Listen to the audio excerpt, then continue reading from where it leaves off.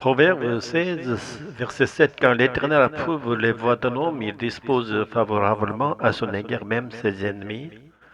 Le mot hébreu direct, traduit par acte dans certaines versions coréennes, signifie littéralement chemin.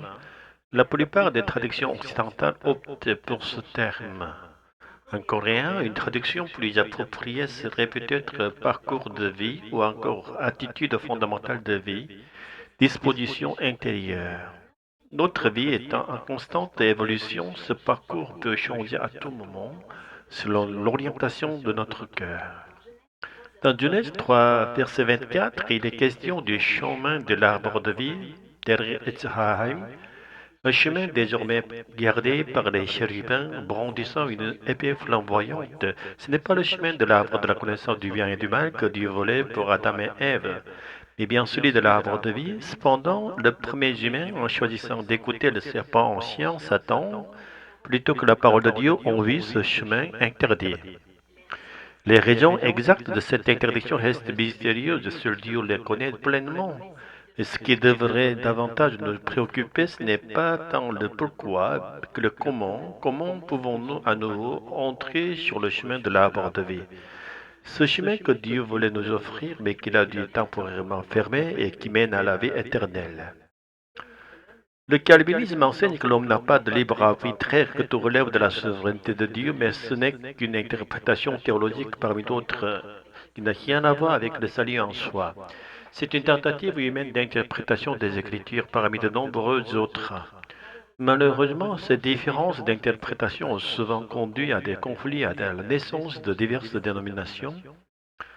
Le verset d'aujourd'hui, Proverbe 16, verset 7, peut être cité à l'appui de cette vision calviniste. Là, affirme que Dieu peut transformer le cœur même des ennemis, les disposant à la paix. Cela signifie que Dieu peut régner sur les pensées humaines et les changer. L'Écriture nous offre de nombreux exemples. Dieu a changé le cœur de Laban, l'oncle de Jacob, et celui d'Ésaü, qui voulait tuer son frère. Dans le Nouveau Testament, il transforme Saul de Tarse, meurtrier de chrétiens, en apôtre de Jésus-Christ.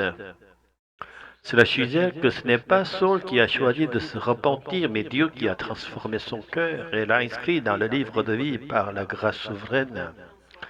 Quoi qu'il en soit, l'essentiel pour notre salut est de savoir si nous marchons sur le chemin de l'arbre de vie, le chemin de Dieu, que ce soit par une repentance volontaire ou par la grâce irrésistible. L'essentiel n'est pas le comment, mais le fait d'être sur le chemin qui plaît à Dieu. Celui qui confesse que son salut repose entièrement sur la grâce de Dieu cessera de se glorifier lui-même et de se fier à ses propres convictions.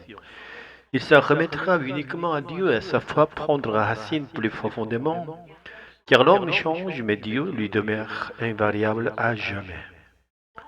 Le verset d'aujourd'hui exprime une bénédiction conditionnelle. Si le parcours de vie d'un homme plaît à Dieu, alors même ses ennemis peuvent être conduits à la paix avec lui. Que nous le voulions ou non, nous accumulons au fil de nos relations humaines bien des regrets. Souvent, c'est parce que nous ne marchions pas sur un chemin qui plaise à Dieu. Dieu nous a pourtant dotés d'une conscience afin que même sans le connaître personnellement, nous puissions mener une vie bonne et juste. Mais notre cœur est faible, il choisit souvent le mal plutôt que le bien. La Bible affirme qu'il n'y a pas un seul juste. Cela signifie que nous sommes tous, sans exception, pécheurs. Ce diagnostic n'a pas pour but de nous accabler ou de nous faire sombrer ensemble dans le péché, mais de nous pousser à saisir la corde du salut. Selon l'interprétation calviniste, cette corde est tendue vers nous par Jésus et l'Esprit Saint, et Dieu agit souverainement pour que nous la saisissions, car nous sommes trop déçus pour le faire par nous-mêmes. D'autres traditions croient que nous pouvons, par notre volonté, attraper cette corde.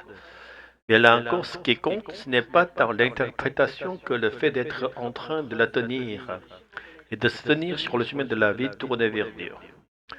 Alors Dieu répare nos relations brisées et nous accorde une paix véritable ici-bas. Il commence par laver notre conscience coupable dans le sang de Jésus. Il agit aussi dans le cœur de ceux que nous avons blessés pour les amener à pardonner et à guérir.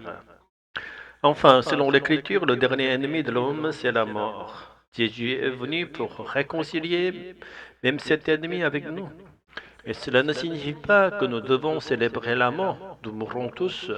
Non pas ce que Dieu l'a voulu, mais ainsi, mais à cause de l'échec des premiers humains. Pourtant, pour ceux qui sont en Jésus dans l'esprit, l'amour n'est pas la fin, mais un sommeil temporaire. Une aube nouvelle se lèvera et des yeux éternels de vie sans mort s'ouvriront devant nous pour toujours avec le Dieu trinitaire. Alléluia, Amen.